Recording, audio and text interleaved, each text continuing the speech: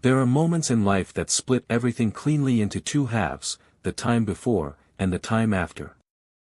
Before the knock on the door. Before the note on the kitchen table. Before the blue lights of a police car lit up the front of a house that used to feel safe. Most of us go through our entire lives hoping we never experience one of those moments.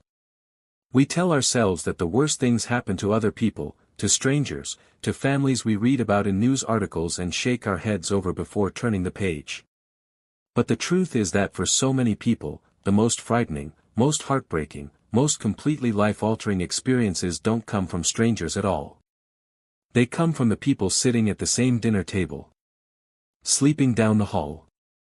Sharing a last name and a childhood and a whole lifetime of memories. They come from family. Tonight, we're going to sit together and hear from three people whose lives were turned completely upside down by someone they loved and trusted.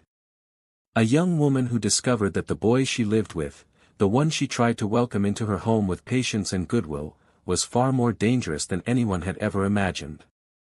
A sister who learned that her beloved brother had been carrying a secret so enormous, so terrifying, that it had quietly destroyed him from the inside out. And a young woman from the United Kingdom who watched her little brother, the boy she had cheered for, worried over, and loved with her whole heart, vanish right before her eyes, not into thin air, but into something far harder to understand. These are real stories, shared by real people. And if you've ever looked at someone you love and thought, I don't know who you are anymore, then you already understand exactly how each of these storytellers feels. If this is your first time here with us, welcome. We are so glad you found your way to this community. Please take a moment to hit that subscribe button and join our family of listeners, because every single week, we gather here to share stories that are honest, emotional, and deeply human. You will not want to miss what's coming next. Now, settle in, get comfortable, and let's begin. Our first story tonight comes from a young woman named Jessica, and it begins not with violence or fear, but with something much softer, with loss, with love, and with a little girl who just wanted her family to be okay. Jessica's mother passed away when Jessica was only 8 years old. 8 years old. Still young enough to believe the world was mostly good, still young enough to need her mother for everything, for comfort, for bedtime stories, for the particular kind of love that only a mother can give. Losing her at that age was every bit as devastating and heartbreaking as you can possibly imagine. The kind of grief that doesn't just pass through you but settles into your bones and stays there. Her father, to his immense credit, gave himself time to heal before even thinking about moving forward. He waited a full 6 years before he began to consider dating again. 6 years of raising his daughter alone, of carrying his own grief while making sure she never felt like a burden. And when he finally did decide to take that step, he did it with incredible care and sensitivity. He introduced the idea to Jessica slowly, thoughtfully, giving her time to adjust to the very notion of another woman being part of their lives. Jessica was honest about how she felt. She was not happy about it. The idea of a stepmother felt threatening to her, like a shadow falling over the memory of her mom. She was dead set against her father dating, completely opposed to the whole idea. That is, until she met Jen.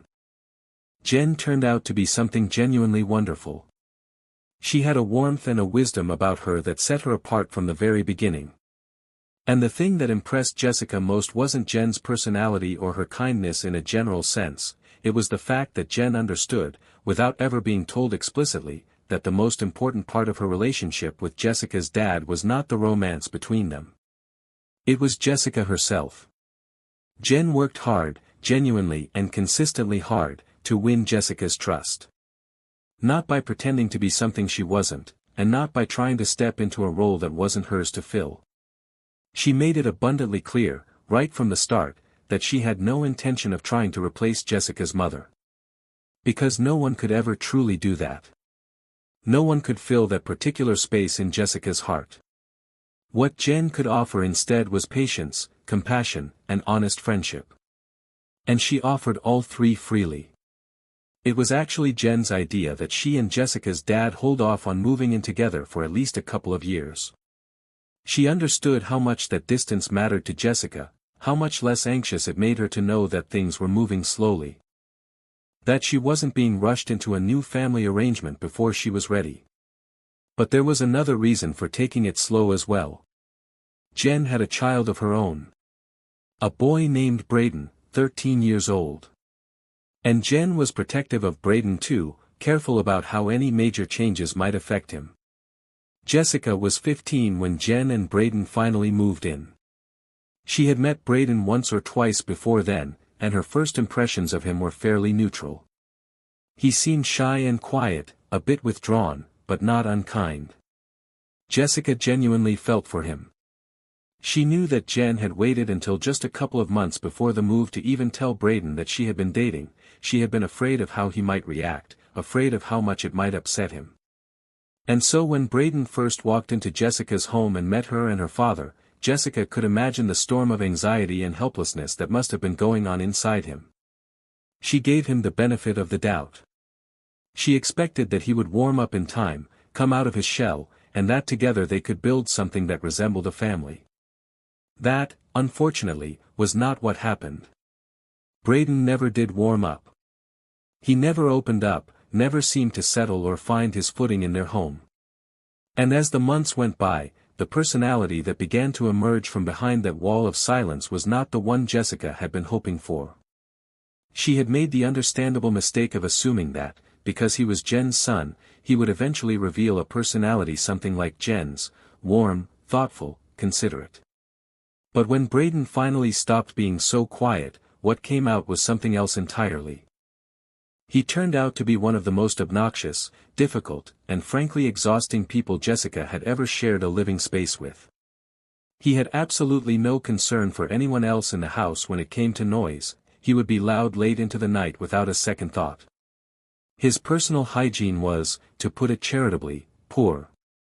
And when he didn't get what he wanted, he would throw tantrums, full, manipulative, screaming tantrums, designed entirely to wear his mother down until she gave in. It was some of the most troubling behavior Jessica had ever witnessed from anyone, at any age. She asked her father why he didn't step in, why he let it go on. And her dad explained, with genuine frustration, that both he and Jen had agreed that Braden would not respond well to being parented by someone other than his mother. That any attempt by Jessica's dad to set boundaries would likely make things significantly worse. And so he found a way to be patient, reminding himself, every time he felt his temper rising, just how much he loved Jen, and letting that love calm him back down. When Jessica asked how she was supposed to cope, her dad looked at her a little helplessly and said, "Well, you can look forward to college, I guess." They found a way to laugh about it, because sometimes that really is the only thing you can do. But as time went on, the humor got harder to find. Especially after Jessica turned 18 and decided to take a gap year to figure out what she wanted to study. Braden by that point was failing high school and appeared to have exactly two interests in life, chicken tenders and Minecraft. He had developed the kind of sedentary, isolated existence that left him rarely seen outside his bedroom. The only times the family saw him were when he came downstairs to put his frozen chicken tenders in the oven, and then again when he came back to take them out. He had put on a significant amount of weight and showed no signs of caring about much of anything beyond his video games and his next meal. When Jessica turned 19 and began seriously working on her college applications, she started looking into student loans, which was when she made a discovery that stopped her cold. She was already in debt. Almost $1,500 in the red on a credit card she had never applied for and never even known existed. It was obviously some form of identity theft. She had not taken out any credit card. But when she looked more closely at the account and the purchases listed on it, something caught her eye immediately. The company attached to the charges was Microsoft. And nearly every single purchase on the account was listed as Madden points. Jessica remembered that just a few months earlier, Jen and Braden had argued at length about Madden points, the kind of in-game currency that Braden apparently needed for some football video game he had been playing. The argument had gotten heated, and it had only ended when Jen threatened to take his Xbox away entirely. Braden had backed down. Or so everyone thought. Because what Braden had actually done, instead of accepting his mother's refusal, was open a credit card in Jessica's name and spend nearly $1,500 that she didn't have, that she had never even had access to. Jessica was furious. Of course she was. But she kept her head. She knew she wouldn't be held responsible for the debt. It was identity theft, plain and simple. All she had to do was file a police report to demonstrate that the charges weren't her own, that this wasn't some kind of scam on her part. The problem was that filing that report had very serious consequences for Braden. Jen was absolutely furious when she found out. Jessica's dad stepped in firmly for the first time, making it clear that what Braden had done was a criminal offense, the kind of thing that could lead to prison time. And through all of it, Braden sat there insisting he had no idea what anyone was talking about.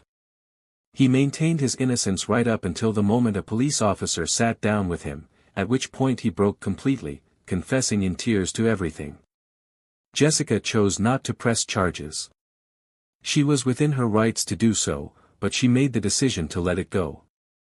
The consequence of that, however, was that her dad and Jen were required to pay off the debt themselves, or the credit card company would pursue legal action independently. They were understandably furious with Braden.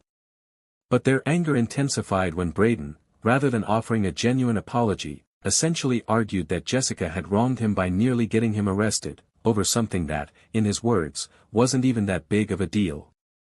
He even suggested that he could do yard work around the neighborhood to cover the $1,500, as though that were a remotely comparable solution. He was not going to apologize, and his refusal was beginning to put a real strain on the relationship between Jessica's dad and Jen. And then one night, around 11:30, Braden knocked on Jessica's bedroom door. She had been lying in bed for about 15 minutes, trying to fall asleep, and she was not in any kind of headspace for a serious conversation. But she genuinely appreciated that he had come to her. She thanked him sincerely for the gesture, told him she was glad he had made the effort, and asked if they could talk properly in the morning so they could handle it the right way. She wished him good night and turned over to sleep. He knocked again. She told him, gently but firmly, that she would talk to him in the morning. Please just go to sleep. He knocked again. And this time, Jessica told him directly, with the kind of edge in her voice that comes from genuine exhaustion and fraying patience, that she was not going to repeat herself again. And then Braden said something that changed everything. His voice was no longer quiet or hesitant. It was low and aggressive and strange in a way that made Jessica's skin crawl. He said, "Open your door, Jessica. I want to apologize to you." And then he tried the handle. Forcefully. Repeatedly. But Jessica had been keeping her door locked ever since the credit card incident. And his attempts to force it open failed. In that moment, sitting up in the dark, Jessica understood with a cold clarity that this was not about an apology. It had never been about an apology. Something was very, very wrong. She called out loudly for Braden to get away from her door. And somewhere down the hall, she heard a bedroom door open. Her father. She assumed he would tell Braden to go back to his room and stop bothering her. But that's not what she heard. What she heard was her father say, "Oh my God," and then the sound of him moving fast, retreating back into his and Jen's bedroom. And then Braden started slamming his fist against her door. He was shouting now, not Jessica's name, but Jen's, screaming for the door to be opened right now. Banging hard and constant against the wood. And then Jessica heard her father's voice again, louder and terrified, shouting for Braden to put the knife down. Braden was stabbing at her bedroom door with a knife. Jessica could hear the sound of it, this awful, sharp splintering noise as the blade connected with the wood, over and over again. She could hear Jen screaming. She could hear her father's voice, strained and desperate, trying to reach through to a boy who had clearly gone somewhere beyond reason in that moment. Her father had a gun. Jessica knew that. And she knew that if Braden had managed to break through that door, her father would have had no hesitation, not because he didn't care about Braden, and not because he wanted to hurt him, but because his daughter's life would have been in immediate danger. The thought of what would have followed, the trauma, the legal consequences, the absolute destruction of his relationship with Jen, all of that would have mattered nothing in comparison to keeping Jessica alive. Thank God it never came to that. Braden eventually put the knife down. And as Jen screamed at him to go to his room, he collapsed into tears. The sound of his crying was strange after all that noise, small and broken and young. Jessica's father came to her room to check on her. She was physically unharmed. But she was not okay, and both of them knew it. He promised her that something was going to be done. That he and Jen had talked, and that Jen had told him she would support whatever decision he made about Braden's future. That decision turned out to be military school, 2 years of it. And the story has something of an unexpected ending, because Braden went on to join the army after graduating. Structure, discipline, purpose, and the presence of strong male role models turned out to be exactly what he had needed all along. Jessica's dad has always felt some guilt about not being able to provide that himself. He and Braden have something like an okay relationship these days. But Jessica doesn't rush to see him when he's home. She acknowledges that he has changed. She can see it. But no matter how square-jawed and put together he looks in his military photographs, she still sees, somewhere behind his eyes, the same boy who stood on the other side of that door with a knife in his hand. And that is not something that simply goes away. If this story is hitting close to home for you in any way, we would love to hear your thoughts. Drop a comment below and share your experience with our community. You are not alone, and your voice always matters here. And if you are enjoying tonight's stories, please do give this video a like and share it with someone who loves a good, honest story. It truly means the world to us. Our second story tonight is told by a woman named Sammy. And it begins, as so many of the most important stories do, with a brother. Growing up, Nate was Sammy's entire world. He was the kind of older brother who made everything feel possible. When she struggled, when something felt too big or too hard or too frightening, Nate had a way of shrinking the impossible down to something manageable. He used to tell her things like, "If we can send a rocket to the moon, you can learn to ride a bike, Sammy." And the reason he used that particular example was because the moon was exactly where Nate himself wanted to go. His greatest dream, from the time he was a little boy, was to join the Air Force. To fly. To be part of something extraordinary. He had learned early on that NASA didn't recruit military fighter pilots to become astronauts in the way he had imagined. Their astronaut corps drew from civilian scientists and engineers. But rather than letting that deflate him, Nate simply adjusted. He still wanted to join the Air Force, still wanted to be close to the cutting edge of aviation, still wanted to work on the most advanced aircraft in the world. And so he became an aircraft engineer and found a home with the 412th Test Wing at Edwards Air Force Base in California. He was luminously happy there. In those early days, nothing about his work was classified. He could talk freely about what he was doing, and he did, at length, with enthusiasm and obvious pride. He was part of the team working on the F-35 test program, surrounded by people who shared his passion for flight and technology, and he told his family that if he could spend the rest of his career at Edwards, he would be the happiest man in the whole United States Air Force. And then one day, he came home with an announcement. He had been given a new assignment. He was very excited about it. And when their father asked where he was being sent, Nate grinned widely and said he couldn't tell them. Their dad was thrilled. He started joking that Nate was obviously headed to Area 51 to work on UFOs and hang around with little green men, and everyone laughed, Nate included, and it all felt like an adventure. He transferred a few weeks later. He still came home to visit, but the visits were different now. Quieter. He was based out of Las Vegas, officially stationed at Nellis Air Force Base, but the Air Force flew him out to various locations across northern Nevada that had no official names, no public records, no acknowledged existence whatsoever. He couldn't tell them where he was going on those trips, and even if he had named the bases, there would have been no way to look them up. For a couple of years, things seemed fine. Nate appeared happy. He seemed settled and purposeful and like himself. And then he called their parents to say he had been placed on medical leave. When he came home, he was quick to reassure them. He was just exhausted, he said. Overworked. He needed a little time to decompress. His commanding officer had arranged 30 days of medical leave, technically categorized under stress, so it wouldn't touch his regular annual leave. He'd be back to work before they knew it. But at the end of those 30 days, Nate didn't go back. His leave was extended by another 30 days. And then another. And what the family didn't find out until much later was that during all of that time, Nate had been going through a formal medical evaluation, an assessment to determine whether he was still fit for service. Their dad suspected something was seriously wrong, but he knew better than to push. He gave Nate space, waited for him to open up on his own terms. And then came the news. The evaluation board had concluded that Nate was no longer fit for duty.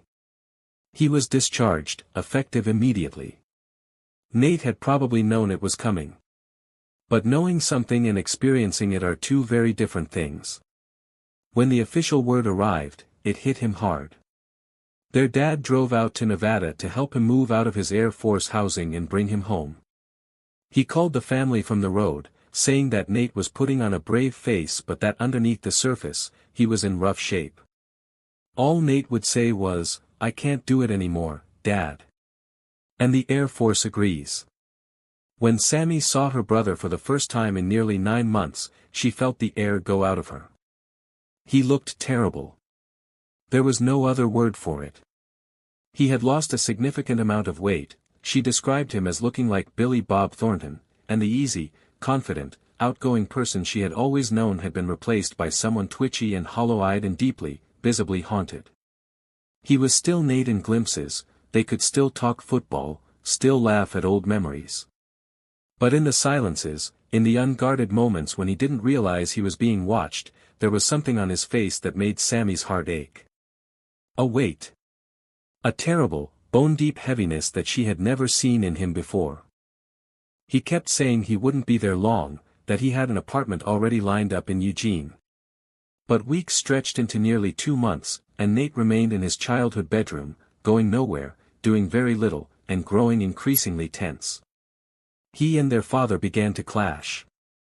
Their dad kept urging Nate to get professional help, to see a therapist, a psychologist, someone, because it was obvious to everyone that something deeply serious was going on inside him. But Nate refused. He had spent the better part of the past year being shuffled through mandatory counseling sessions and psychiatric evaluations, he said, and he had had more than enough of doctors and their questions to last him a lifetime. Their dad would ask him, over and over, just to talk. Not about the classified stuff, just about whatever he was allowed to share. But Nate would get agitated and shut down, saying he couldn't, that even touching on the edges of what was wrong felt like it would violate his non-disclosure agreements or worse. He eventually moved out, but starting over in civilian life proved far harder than anyone had anticipated. His resume had a gap of nearly a year with no explanation that he was permitted to give. Potential employers and landlords looked at this thin, unshaven man claiming to have worked on classified Air Force projects and didn't know what to make of him. He eventually managed to find a place and a job. The Air Force provided him with a letter of recommendation of some kind, but the transition was brutal in a way it shouldn't have had to be. He and their father were no longer speaking during that period. But Sammy stayed in contact, texting him most days, checking in, talking sports, keeping the thread between them alive. Some days he seemed okay. Some days he was not okay at all. And then on one of the harder days, Sammy decided, as she put it, to just say forget it. She stopped at a Jamaican restaurant in Eugene, picked up some rotisserie chicken and a bunch of sodas, and drove over to Nate's apartment to cheer him up. No agenda. Just her big brother and some good food and the kind of company that doesn't require anything in return. They talked for a long time, the usual things, football, old stories, their dad, how much better things had gotten. And it was in that warm, comfortable space that Sammy carefully found an opening and asked Nate about what had actually happened at work. Not the job itself, she clarified. Him. What had happened to him? He sighed in that deep, tired way of his. And then he started talking. He framed it carefully, with what Sammy described as a kind of disclaimer. He could not tell her what they had been working on, what he had seen, or what he knew. The details themselves were locked behind walls of legal obligation and genuine threat. But he could tell her how it had made him feel. And how he felt, Nate said quietly, was scared. He told her about a project his team had been working on. He told her that during a simulation one day, something became clear to part of the team, something about the potential consequences of their work that was not just bad, but catastrophic. Genuinely, horrifyingly catastrophic in ways that most people would struggle to comprehend without having the full picture laid out in front of them. The team had fractured over it. Some engineers and scientists could see the problem clearly and were deeply alarmed, while others either couldn't see it or didn't want to.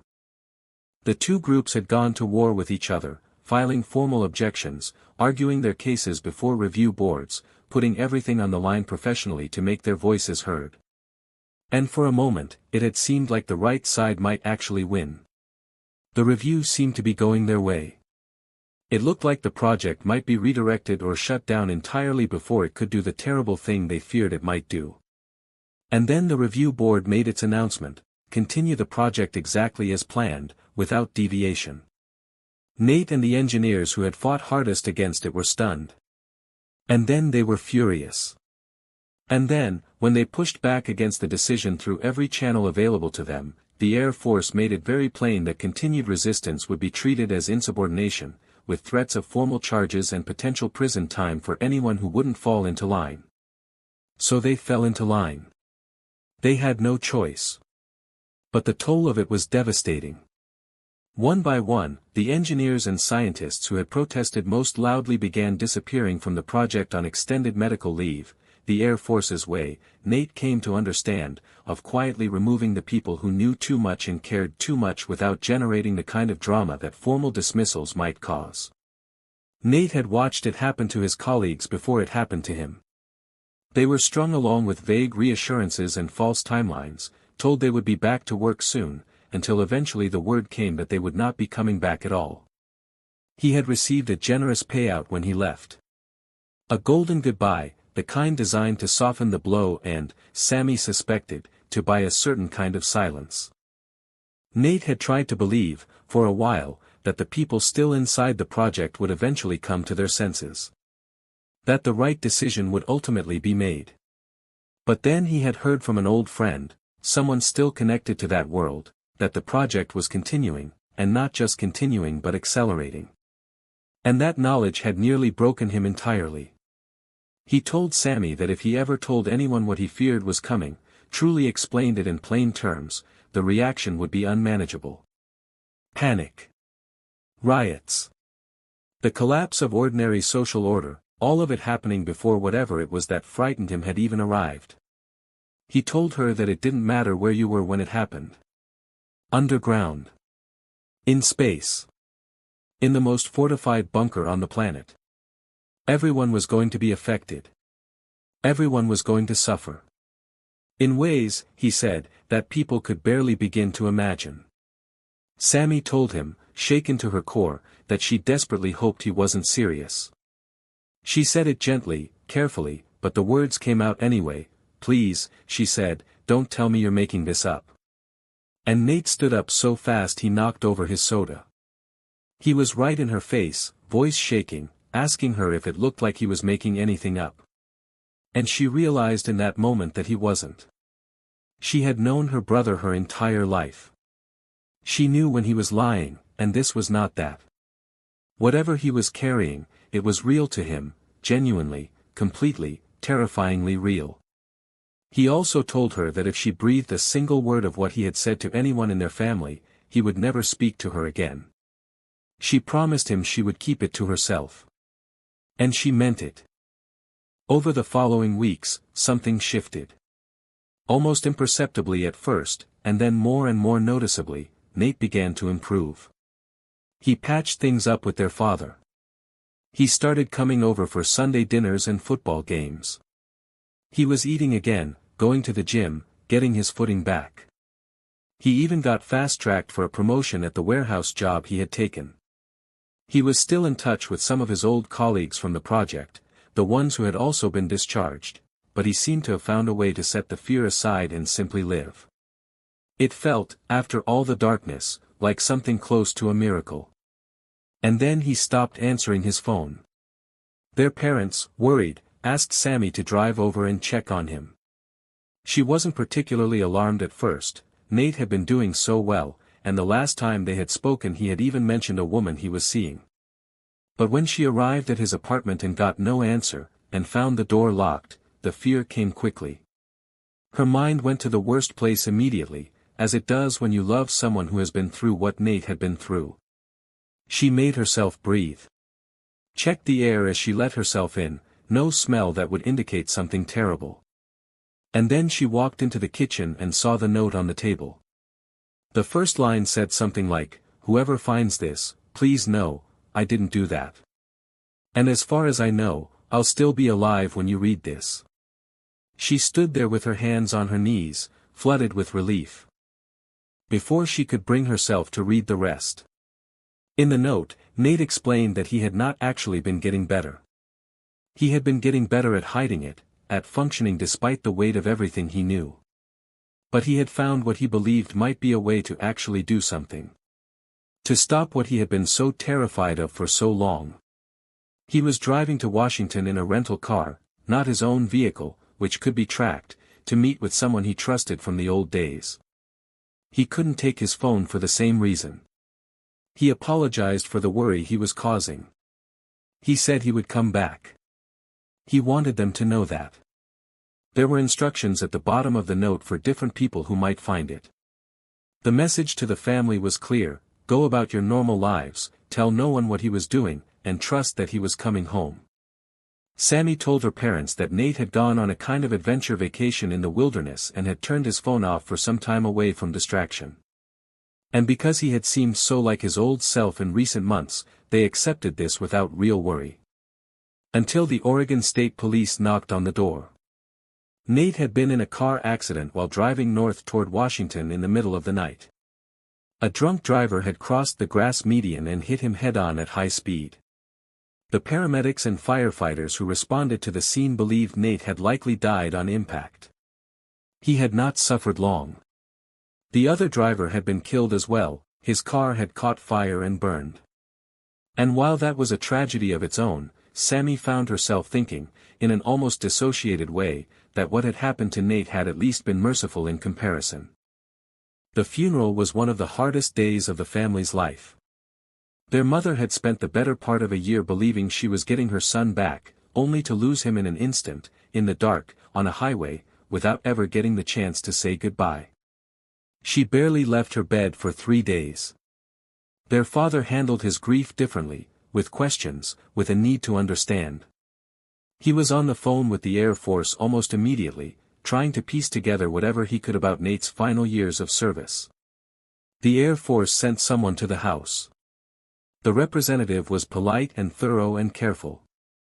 He explained that there was no official record of Nate ever having worked at any classified facility, which meant, according to this representative, that Nate had not been privy to any information that qualified as classified. His medical records were sealed, privacy laws prevented any disclosure, but the man was able to confirm that it had been a medical condition, not misconduct, that had led to Nate's discharge. Nothing they didn't already know. And when Sammy's father brought up what Nate had said about being followed, about feeling surveilled, the Air Force representative dismissed it entirely. There was absolutely no record of any monitoring having been placed on Nate, because, simply put, he had nothing classified to share. Her father was left not knowing what to believe anymore. For Sammy, there was no such uncertainty. She believed every single word her brother had told her. She believed that something had frightened him so profoundly, so fundamentally, that it had cost him his career, his health, his peace of mind, and years of his life. She thought about the scientists who had built the first atomic bomb, who had known there was a genuine chance it might ignite the entire atmosphere, who had understood the risk and proceeded anyway, and she thought that history had always been full of powerful people pressing forward with dangerous things in the name of progress, or mission, or simple institutional momentum.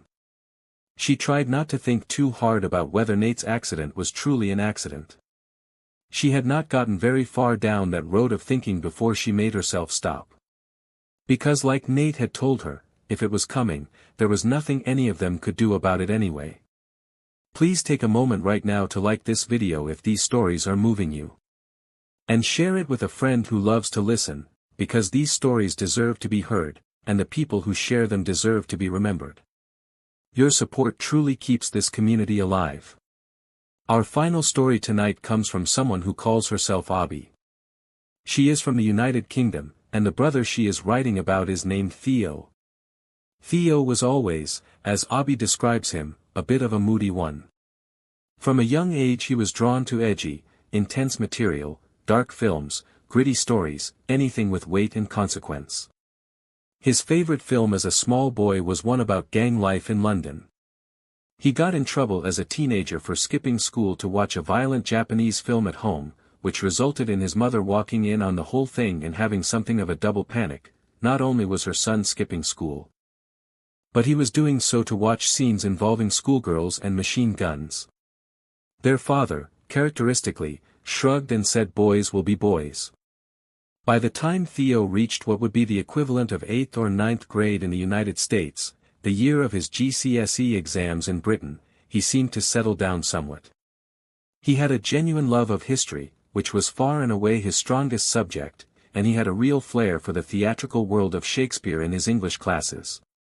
Every one of his teachers expected him to perform well enough to continue on to A-levels, and the whole family was excited about the possibility of him heading off to university one day.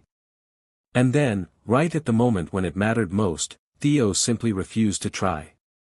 His mother managed to talk him into sitting his history and biology and English exams, just barely, but when his results came back, the grades were abysmal. A D and 2 E's. For a boy his teachers believed capable of so much more, it was impossible to interpret these results as anything other than deliberate. He hadn't even tried. The argument on results day was enormous. His father asking him, desperately, what on earth he had been thinking. What about results, about the money they would cost, about his whole future? And Theo's response was a rotation of 3 lines, I don't care. I'm not bothered. What's the point? His parents recognized that something was wrong. Not willfulness, not laziness, something deeper. They arranged for him to see a psychologist, and after several sessions, the professional gave them an assessment. Theo was suffering from depression, along with a significant behavioral disorder. She recommended a structured course of therapies. He began attending appointments with various doctors and specialists, talking, doing brain exercises, writing down his thoughts and feelings. He was prescribed antidepressants. He didn't want to take them at first. But their father sat down with him and talked him through it, gently and honestly, and Theo agreed to try. And slowly, not dramatically, not all at once, but genuinely, things began to improve. He started leaving the house again. Small trips to begin with, just to the shops and back. He lost interest in his old school friends, deciding he no longer had anything in common with them, which saddened everyone, but their father pointed out that friendships at that age often naturally dissolve, and that in the larger picture, Theo was doing better. He had gotten himself a gym membership. He found a part-time job stacking shelves at a local supermarket. And he found a new group of friends, albeit online at first, people he connected with through social media and gaming, laughing loudly with them through headphones during late-night gaming sessions in a way that was honestly a little annoying to the rest of the household but also, underneath the annoyance, a genuine relief. He was social again. He was engaged with life again. He was, slowly but unmistakably, coming back. By the time Theo turned 17, he had come a very long way from the boy who had handed in blank exam papers. He even joined a shooting club, which initially gave their father some pause.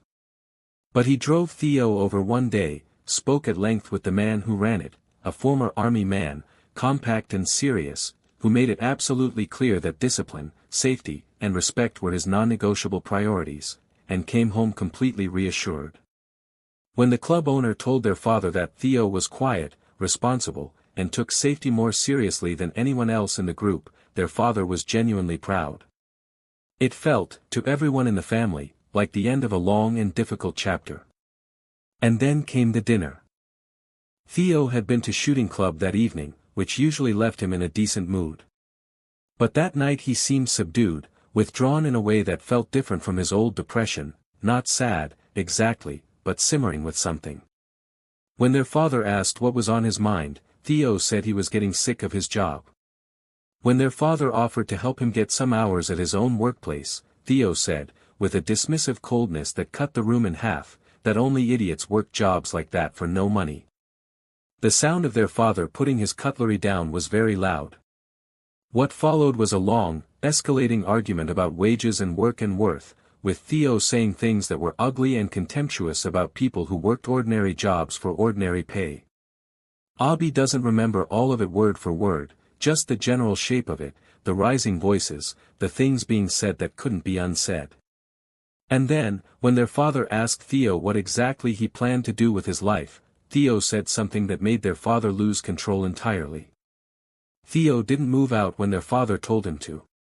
He and their dad had a talk, reconciled, agreed that Theo had been completely out of line. Theo was allowed to stay as long as he needed to. Their father believed, genuinely believed, that they had pulled Theo back from something dark. But he hadn't been watching closely enough. Because what Abi began to notice, in the weeks and months that followed, was a shift that was harder to name than simple rudeness. Theo had always had a slightly dark edge to his personality, a taste for the grim and the intense that had been there since childhood. But what was emerging now was something different. Something colder. He laughed at things that weren't funny, or that were funny only in the cruelest possible way. The warmth and genuine kindness that had always lived underneath his moodiness, the spark, as Abi calls it, seemed to be fading. He spent more and more time alone in his room. Every time she knocked and entered, he would frantically change whatever was on his screen and act impatient until she left. Sometimes he just shouted at her to go away, even when she had knocked first. She talked to her mother about it, who reassured her that teenage boys often went through difficult phases and came out the other side perfectly fine. She pointed to their Uncle Robbie as evidence, a former nightmare of a teenager who had become a thoroughly charming and kind-hearted florist. Theo would grow out of it, she said. They just had to be patient. And so they were patient. Theo went to work, went to shooting club, gamed late into the night. He started taking driving lessons, which his parents were genuinely excited about. Life found a rhythm of sorts. Their father had taken to calling him the Shadow, affectionately, because he was so rarely seen. There were no more angry outbursts, no more cutting comments about wage slaves. Just quiet, and distance, and a door that was always closed. They should have been more curious about what was behind that door. Because one night, Abi was jolted out of sleep by a thunderous crashing sound from downstairs. Heavy, rhythmic, deliberate impacts, the sound of something being done to the front door. She grabbed her robe, ran to her father's room, and found that he was already awake, already holding the cricket bat he kept under his bed, already positioning himself to protect his family from what he assumed must be a break-in. And then someone on the other side of the door shouted, "Armed police." The door came in, and police officers in full tactical gear, guns, body armor, helmets, came pouring into the house. Abi, her parents, and everyone else downstairs were brought together and told to stay calm. The officers fanning out through the house noted quickly that Theo had not come out of his room. A group of them went upstairs. They found him trying to destroy his computer. Theo was arrested and taken away in handcuffs while his mother cried and his father demanded answers. He was 17 years old, and the police looked like they were going to war. They eventually told the family why they were there. Theo had been arrested on suspicion of planning to import a large shipment of drugs, firearms, and explosives into the country on behalf of a local criminal gang. The driving lessons had not been about freedom or independence. They had been preparation, so that he could rent a moving truck, drive to Calais, and pick up a shipment intended to supply a gang war. A gang that had tried to import hand grenades. A gang whose ambitions would have resulted in innocent people being hurt, or killed. His mother nearly collapsed. The family hired a solicitor immediately. Through her, they learned the full scope of the charges, and the potential sentences attached to them, which stretched into decades. They learned that the evidence recovered from Theo's phone and computer was extensive, detailed chat logs, planning conversations, the full architecture of the operation laid out in digital black and white. The solicitor advised that the fact Theo had been groomed and recruited by older, more established criminals would count in his favor as a mitigating circumstance, but that in order to benefit from it, Theo would have to express genuine remorse. He would have to tell the court how sorry he was, how young and foolish he had been, and how committed he was to a different path. It was asking a great deal. But it could make an enormous difference to his sentence. Theo refused. He pleaded guilty, but he refused to make any statement of remorse whatsoever. And because he was 18 by the time sentencing occurred, he was sent directly to an adult prison. He received a sentence that would consume years of his life, far longer than it would have been had he cooperated. His father went to see him on remand, before sentencing, and by all accounts begged him to reconsider. He gave him the speech of a desperate parent: "You are throwing away your entire future over one mistake made by a younger version of you, please cooperate, please accept the help they are offering you." But Theo wouldn't hear it. The solicitor had a theory. She told their father that the gang had almost certainly made promises to Theo, guarantees that if he kept his silence and did his time, he would be well rewarded when he got out. That while he was inside, the gang's network would look after him, keep him safe, make him feel that he had made the right choice. And that over time, that support would quietly evaporate, until Theo found himself trapped, carrying too much knowledge to simply walk away, and too deep in to be allowed to. Their father tried to explain all of this to Theo. It made no difference. That was the last real conversation they had. Their mother has visited a few times since. She comes home crying every time, and no amount of comfort seems to reach her. Abby has written letters to Theo, emotional, honest, deeply personal letters that she doesn't go into detail about, though the content isn't hard to imagine. She has never heard back from him. And even if she does hear from him one day, she knows it won't be from the Theo she is grieving. Not from her little brother, the one who had that bright, complicated spark about him even in his darkest days. The one who used to make her laugh, who drove their mother crazy in the most ordinary teenage ways, who once had a future full of possibilities laid out in front of him. That boy is gone. She doesn't know who took his place.